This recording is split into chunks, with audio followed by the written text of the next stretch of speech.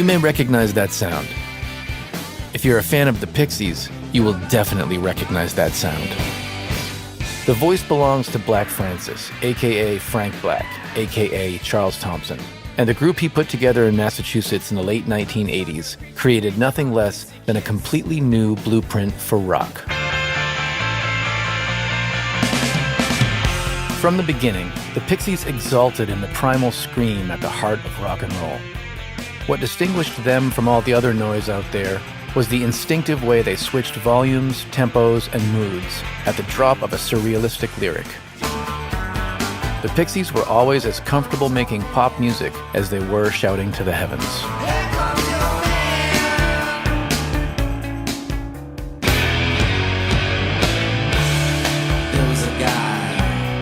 Between 1988 and 1993, the original Pixies lineup of Black Francis, Joey Santiago, David Lovering, and Kim Deal flamed a musical trail that garnered extraordinary critical acclaim, substantial international sales, and consistently sold-out tours.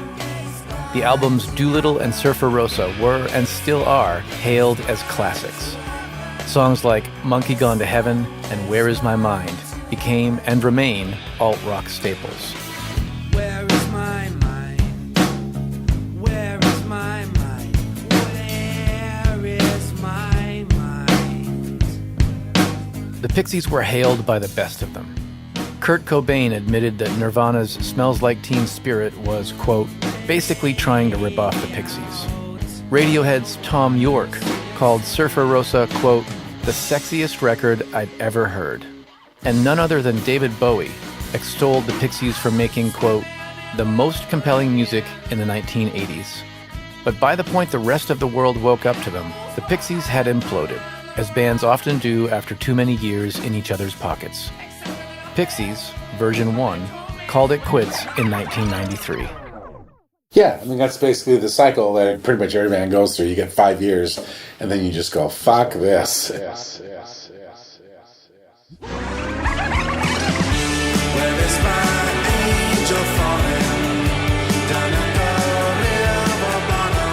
It's December 2018, and Pixies, reunited since 2004, are in the studio in the Catskills, New York, recording their 7th album, Beneath the Eyrie. 3 decades on from Doolittle, and Pixies, they're as popular as ever, playing to capacity audiences all over the world. But as with so many groups reform after an extended absence, those audiences rarely holler for new material. And so, as Pixies prepare to record their 3rd album since getting back together, the question has to be asked. Why? My intention is the same intention as when I was 10 years old listening to the White Album, whatever. I like it. You know, it's only rock and roll, but I like it. I want to do it. I want to play it. I want to go play a show down at the nightclub. I want to stay up all night at the recording studio. I like it.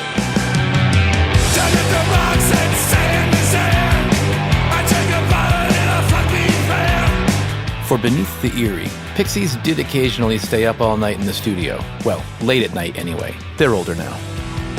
For this podcast series, Pixies also did something unprecedented. They allowed every part of the process, every single waking moment in the studio, every offhand comment in the control room, to be committed to tape. I mean, you know, you go in here with a fucking scalpel, man, and start, like, messing with my composition here. It's going to get a little weird for a while. Yeah, I know, sorry. And then they invited us along for the ride. Tony Fletcher, best-selling author of the definitive books on REM, The Smiths, and Echo and the Bunnymen, and a resident of the Catskills, was offered all areas access at the deconsecrated church in Hurley, where Pixies lived and worked for 3 weeks recording Beneath the Eyrie. So you've got this sense of kind of like living with the Pixies, you know, cool. and that kind of thing, you know, that's the kind of stuff that makes a series. Yeah. He got to witness the Pixies building Beneath the Eyrie from the ground up. And over the next 12 weeks, he'll share that experience as we hear the album come together. Throughout the recording process, Tony Fletcher was also able to speak candidly with the band, in the studio, in the lounge, in the car, in the kitchen, and at the dining table. During this podcast, you'll hear Charles Thompson muse on creative inspiration and the Pixies' legacy, while dealing with kids' homework assignments long distance. 13-year-old right now, yeah. His grades were shit last year. His grades were better this year because his uncle said, if you get an A, I'll give you $100. You'll hear Joey Santiago grapple with recording his first Pixies album since entering recovery. This is the first album you're doing in Pixies history that you've been completely straight, right? Sober, yeah. Sober. Yeah. Right. Yeah. It sucks. You'll hear David Lovering discuss the joys of metal detecting versus the magic of drumming. That's the best thing about metal detecting. I get to say Eureka all the time. You'll hear new bassist Paz Lenchantin discuss the artist's life and how a surfing accident led to a song on the new album. She wiped out and she was riding a longboard. She passed away at County Line at the surf spot. And of course, we'll talk Chateauneuf de Pape. They call it a symphony of the wines. It's the only French wine that's got 13 grapes. And can you name them? Of course not. I can't either. But I did write a song about it. It's a Pixies podcast.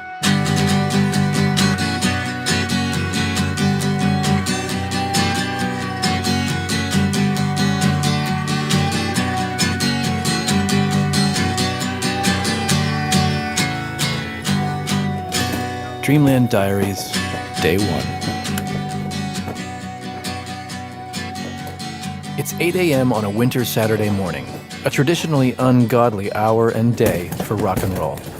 But at Dreamland Studios in Hurley, New York, all is action. The studio, at the entrance to the Catskill Mountains, has been block booked by the Pixies until nearly Christmas, a period of just 3 weeks in which the group will record a complete album from start to finish. By modern standards, this is fast work, which is why trucks full of Pixies equipment left the group's New York City storage facility at dawn. The strenuous job of unloading these trucks is overseen by the band's longtime tour manager, Simon Foster, along with backline technician Kevin O'Rourke. By 9 a.m., the Pixies' preferred studio guitars, drums, and amplifiers have joined the vast array of vintage gear that helps make Dreamland a popular choice across the musical spectrum. Producing the as-yet untitled album is Tom Dalgety, who's been flown over from his UK homeland for the project. Having worked on Pixies' last album, Head Carrier, in London, he's already comfortable in his relationship with the band, and his enthusiasm and focus set the tone for the day and weeks ahead. Excellent. Just right. Silly question, but we've checked this since moving. Yes. 3 of the Pixies, drummer David Lovering, guitarist Joey Santiago, and bassist Paz Lenchantin, live in California, and all of them traveled to the area yesterday, staying at a local hotel overnight. The first of the band to arrive at the studio is David. The oldest member, and an early riser by nature, he's soon sitting at his kit in a corner of the former church, while Tom Dalgety oversees a multitude of microphone placements. Let me check that. Check that, Dave. Just as you were doing that, kind of just a steady groove is cool. Securing a solid drum track is always the focus of a band's initial studio performances, and failure to procure the ideal sound from the beginning can doom any project.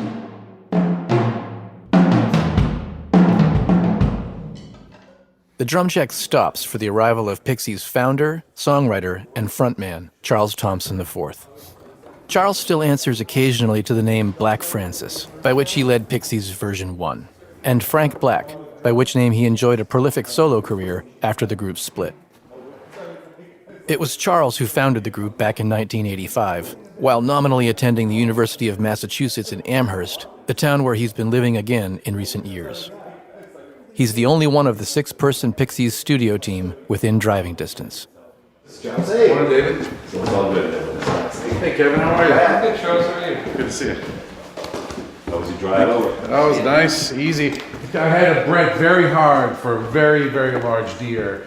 I'm so glad I was kind of paying attention and I wasn't distracted by something in the car. I was just like, whoa! Oh, really? Yeah. And I was trying not to go into, he was like right in my lane, slowly going to the other lane. I was like, then I ran into like 5 other deer.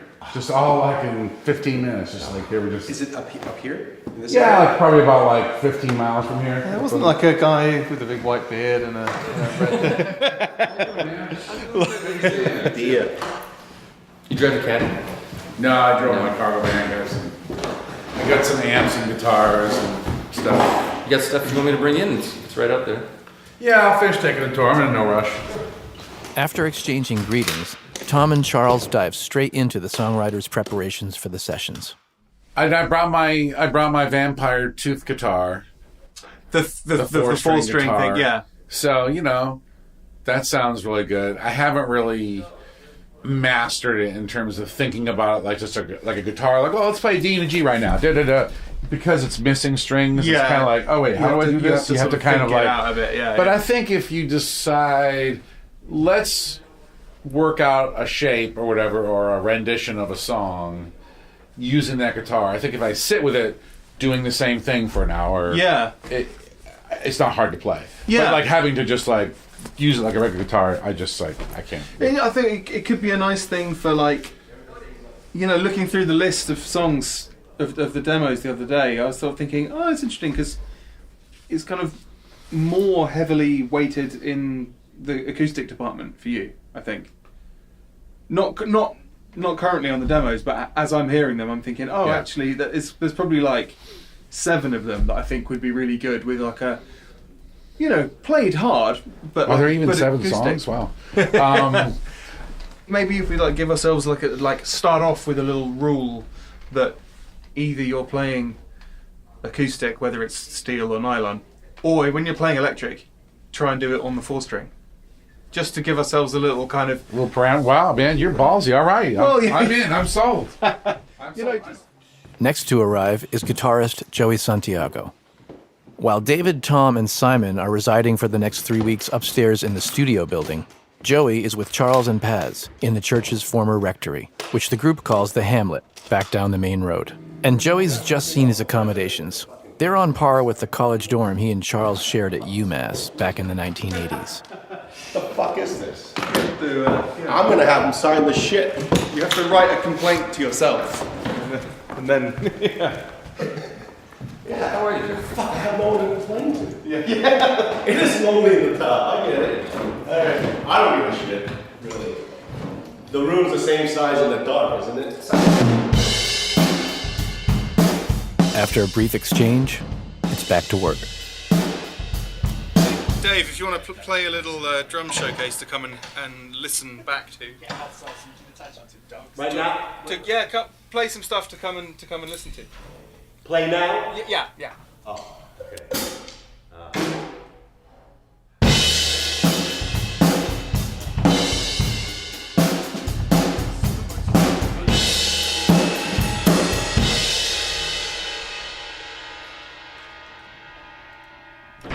Sounds like it sounds in there now. It does sound like the kids. Yeah. Hear my bass. Yeah, there's a couple other up, but they're not too loud in the balance. I hear you. Sounds like a real kid. Yeah. I like it. Yeah. So that sounds nice. And again, it's up to you. You're completely... I'm really happy with where that's at. Dreamland is located just a few miles from the village of Woodstock, where Bob Dylan lived in the 1960s, and where many musicians of that generation still make their home. As Paz Lenchantin, the Argentinian-born bassist, vocalist, and pianist who joined Pixies in 2014 and is now on her second full album with the group, arrives and road tests her favorite Fender Precision, Charles sits at the grand piano to play and pay tribute to his surroundings. This is the piano all on the watchtower.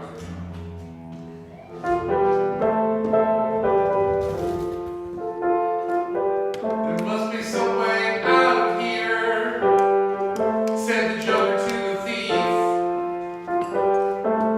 So much confusion, I can't get no relief. I just tell Paz that this is the piano that all on the watchtower was on. Is that true? Really? Are you... I see what's happening here. Yeah. It could be true. It could be true. Something was, one of those guys. You hung out here quite some time. Just hearing you, Joey, play the beginning, that knock boots chord. Should we try what? That chord from the beginning of Knock Boots. Oh, So that could be a good one to just kind of, for a headphone check. Sure, okay. Like that one, or like, Chapel Hill, or something like that. Just Chapel. Let's try. Chapel's that. not good for me. I mean, I can give me 5 minutes and it'll be good. All right. We'll give you 5 minutes. Everything needs 5 minutes, basically. You've given me a day. I can give you 5 minutes. It's fine. Yeah. If this first day in the studio has the feeling of going back to school or setting up summer camp, then Tom Dalgety fulfills the role of the teacher or counselor. Having spent the best part of the day overseeing the equipment setup, he's itching to test out the sound by having the Pixies play something, anything, together. Oh, Chapel Hill. Look at you, Joe. Jeez. You know, this color-coded chart and everything, man. This was. I'm more impressed by no one has a notebook. I feel like a dummy. I go. I'm like, you know. Joey gets a gold star for the notebook, without a doubt. Yeah. Well, trust me, you'll see why he needed it. Yeah, cool. Each member of the band is set up with their own performance area for the sessions. David's drum kit is in one corner of the room, covered by a large garden parasol, to help control the reflection of sound under the high vaulted ceiling of the church. Joey, can you play a little? Joey and Paz are also set up in the main room, facing Dave. And Charles is located at the back of the church in an old confessional booth that has sight lines into the main room. Their amplifiers are placed in isolation cabinets throughout the studio. Should we run through just the verse and chorus parts of Chapel Hill a few times? Just the chorus a little bit longer. One more round. Okay, Dave, when you're ready.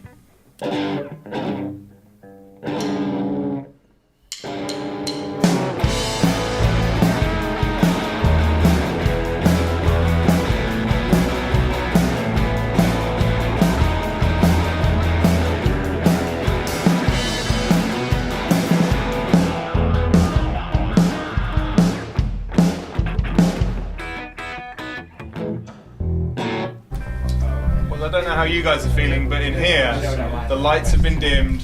I've just figured out to use the much bigger, louder speakers, so I'm really happy. How about you guys? We just want to make you happy. That's what makes us happy. Fantastic. Okay, guys, if you're all good with your headphones, let's wrap it here. I've got a few little techie things I want to do, but I'm good. Let's get a fresh start tomorrow and. That's it. Commence. That was hard. Woo! Woo! Party time. We are the hardest working band in show.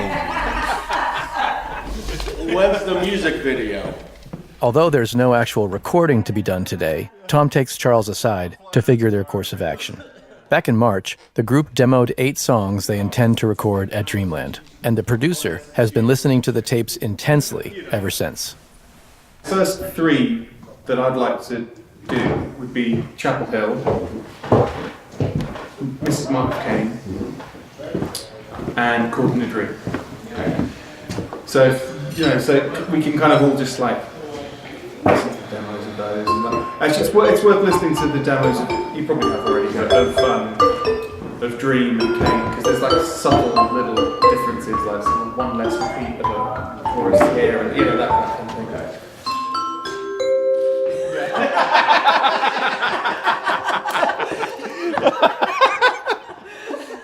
It's Saturday evening, and Dreamland's proximity to the village of Woodstock and the city of Kingston means that opportunities to dine out abound.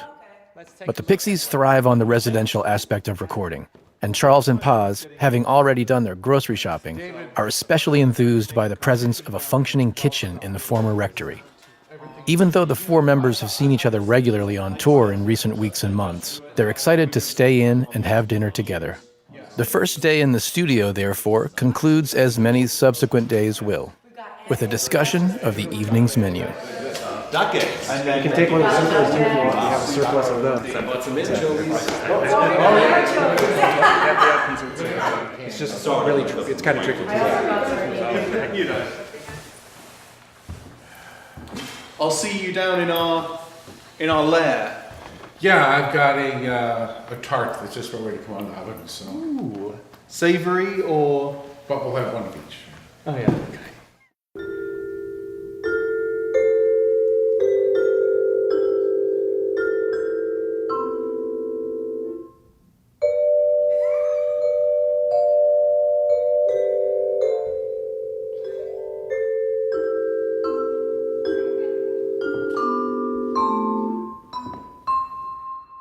Dreamland Diaries, Day 2. So I just got the phone call, and it looks like I'm invited to go down to Dreamland Studios up here in the Catskills and check in with the Pixies.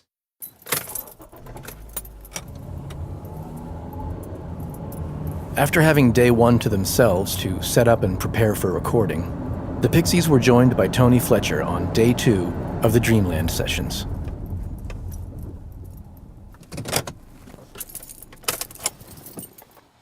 So I've just pulled into Dreamland. It's this beautiful old church sitting just up a hill a little bit. It's tucked away. There's a dog came out to greet me. There's stained glass windows. It's sort of remote, but it's not remote. It's not too far from a town. Lots of wonderful albums have been recorded here. And obviously you figure with an old church, the acoustics must be pretty incredible. I see a car with Massachusetts license plates. So I figure I must be at the right place. Let me walk on in and see if I'm expected.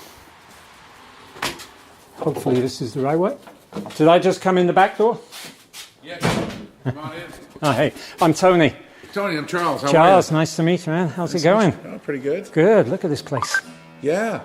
Stained glass. I know, the stained glass is We got superb. the moody Catskills there in the backdrop. And this is our safe haven from like the black bears and the witches and whatever is around here. That's The black bears are cool. The witches I can't vouch for. Yeah, I mean, we heard the black bears around here are very timid and they don't really want to. They really are. They actually. Do you live around here? Yeah, I do. Okay. Yes, I live just 20 minutes up the road. We're out of sparkling mineral water now, so I might have to head out later to get a case of sparkling mineral water. I was just trying to avoid opening the bottles of wine, but eventually. It would be easy to feel intimidated about meeting the Pixies. I mean, this is a group, after all, made its name with songs about slicing up eyeballs and whores with disease and so on. And judging by the last album, Head Carrier, and the show I'd just seen in Brooklyn, it's not like they've softened much with age. You know, plus I was very, very aware of being an outsider in their midst. Increasingly so as it became evident that there were no friends stopping by, no family stopping by, that this was a group that was here to work, didn't want to have hangers-on or visitors. But right from the off, this was an incredibly friendly group of people. Hopefully that was obvious in Charles's greeting to me. You know, he's a loud and effusive character. He will tell you stories at high volume, sometimes nose to nose. But that's who he is, and that's what he does with Pixies. He gets in front of a microphone and he sings stories at high volume, except for the quiet parts, of course.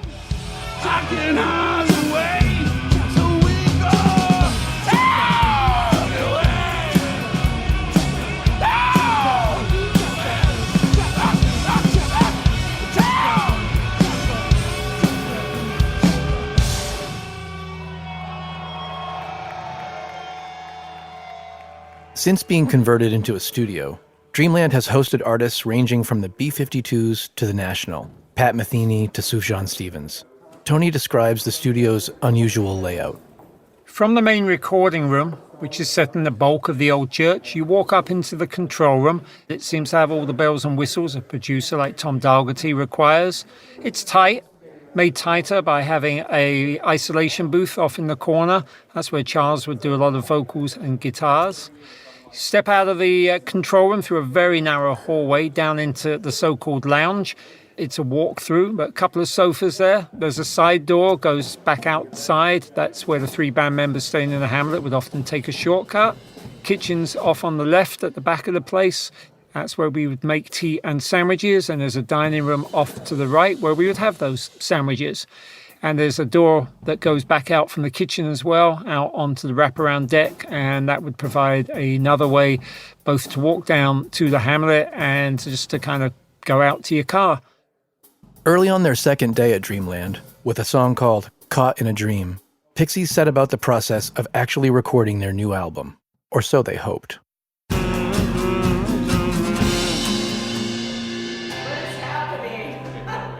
No? Someone in the room tuning. It's probably my delay spilling over. There was different chords happening. I think it's someone in tune to D or something like that. Doesn't sound like I am. The first chord is F sharp, right? No. Boop.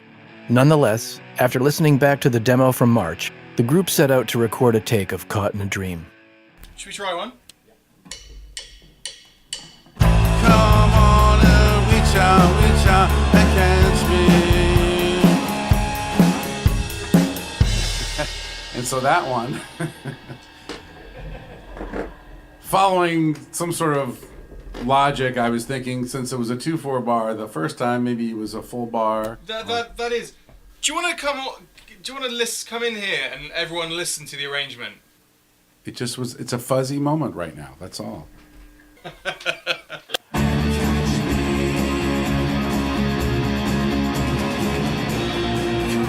it's 2 and 2. 2 bars and 2 bars, right? Okay. That was 2 and 2, right? Okay. Got it. All right. Now it's not fuzzy at all. Good. I mean, you go in here with a fucking scalpel, man, and start like messing with my composition here. Tom, you know what I mean? It's going to get a little weird for a while. Yeah, I know. I'm sorry. The surgeon is hanging his You're head in reinventing shame. the wheel, and it's like, okay, I got to figure out how it is on this planet. Ultimately, Caught in a Dream would not make it onto Beneath the Eyrie, although the demo forms part of the album's deluxe edition bonus disc package, along with the rest of the March 2018 recordings. Just out of reach, caught in a dream, not to be found. Come on, reach out and catch me. After the brief introduction with Charles, tour manager Simon brought me back to the kitchen, where drummer David Lovering had just put on the kettle. David was last of the 4 original members to join Pixies back in 1985. He came recommended by the husband of then bass player Kim Deal. The 2 men had worked together at the Radio Shack before David went off to a local institute of technology. That scientific mind is very, very much present in his hobbies, of which, be forewarned, there are many. I play drums. I'm a magician. I'm a big treasure hunter, metal detector since I was a kid. Right. Electronic engineer, so I build everything, take everything apart. Mm-hmm. I figured out all my things that I love to do have to do with searching and discovery. Mm-hmm. I'm big into radio. I have shortwave, long wave. I have all the radio gear and antennas. That's searching again. Yeah. Scorpions. I have all fluorescent thing for looking for scorpions. You mean real scorpions? Real scorpions, where I live in California. Real scorpions. Yeah, right. They fluoresce under fluorescent light. Right, okay. I also have a fluorescent light because I look for fluorescent minerals as well, searching for those. Okay. Bats, I have bat detectors. I look for bats, birds of prey. Field recording. Yeah. I have all the field recording equipment. I do that. I just go look for sounds. RFI, I look for radio frequency interference that happens on my radios. I search. I have units that go and search down wherever it's coming from. And meteors and satellites. That's why I click meteors and look for satellites. So. We talked a little more about these hobbies, and then we took our cup of tea into the lounge to discuss the new album. So you're just warming up here at the moment, in the studio? Yeah, pretty much, yeah. Today was the first day of tracking. So Right. I started at 10 this morning. Yeah. Finished that first song by 3:30. Right. It was a long and arduous one, but I got it done. Right. When you get that first one done, that's out of the way. It's kind of Yeah. first one was always a little tough. Is everything rehearsed? I mean, where did you get the... No, this has all just been listening and listening on my iPad. Mm-hmm. And as with this first song, what my interpretation was not what Tom had interpreted me to do. So I had to kind of put a lot of accents in and symbols and things and relearn that. That's what took so long today of me getting that out of my head and learning the new arrangement. Dave, in Joey's solo, you can be a bit more bold with some crashes and stuff like that, and be a bit more, a bit more blown out there. Not too loud though. Yeah, because you don't want to take, the spotlight, of course. No. Go crazy, Dave. Go nuts. Turned out Dave had been away from home for 6 weeks already. He'd chosen to stay on after the group's recent shows in London, Mexico City and New York respectively, rather than deal with all the travel and the jet lag that would entail. It was a subject we were discussing when Joey came in from the studio room to join us. Joey, pleasure to meet you. How are you doing? Good. Great. We're just talking about ways to deal with jet lag. Oh, jet lag? Yes. Well, just enjoy the time. There you go. You know what I mean? Sometimes you don't see the earth at 3 a.m. wide awake, right? Just walk around. The first thing you notice about Joey, and you'll know this already if you're a Pixies fan, is his dress sense. In a group that tends to take to the stage in whatever clothes they found lying around that morning, Joey starts the day dressed to impress. He wears vests, waistcoats for the English, and tailored cloth caps that put those chosen by tour manager Simon, an indigenous Northern Brit, it should be noted, to shame. Joey's also an avid music fan. Within moments of meeting, he was talking to me about the Chamber Brothers and Time Has Come Today, and then he played me a Bee Gees song from the 1960s with a very 1990s Manchester vibe. Talk then moved on to the group's recent Surfer Rosa shows, which I'd caught at Brooklyn Steel less than 2 weeks earlier. In particular, we talked about Joey's latest party trick at the end of Vamos, for which his extended guitar solo, or in this case, extended guitar chord solo, is a much anticipated feature of Pixies live shows. Yeah, I'm totally running out of things to do with that fucking thing. He was... I ran out of things to do with the guitar, so it's come down to the fucking chord. It's like, all right, what else? What attaches to this chord? Next thing you know, I'll be fucking the amp. Well, that'll definitely that'll work.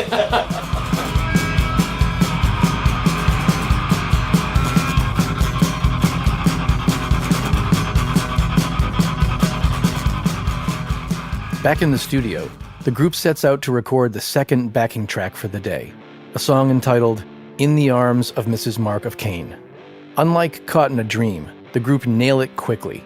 In fact, In the Arms of Mrs. Mark of Cain will be chosen as the opening song for Beneath the Eyrie. David, does the tempo feel good?